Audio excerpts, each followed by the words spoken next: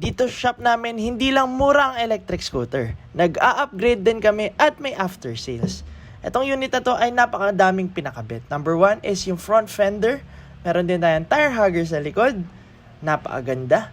Nagpalagay siya ng side mirrors. Meron din tong 4 liters Wildman bag para sa kaniyang ilaw package. Ayan, meron tayong voltmeter for 5 volts USB slots. Yan na yun. Bam! Si Charmander package. Meron tayong high and low, dalawang tri-bulb. Meron tong signal lights. Pwede mo gawing hazard. Napakaganda. Hanggang likod yan meron. Meron din tayong park lights at malakas na busina. Pia horn ang gamit dyan. Yan. Kitang-kita ka for sure sa gabi. Shoutout sa ating buyer. Nagpalagay din siya ng Öhlins steering damper for ultimate stability at kiddie bar para pwede ka maglagay ng mga groceries. If interested kayo bumili o magpagawa ng electric scooter, address na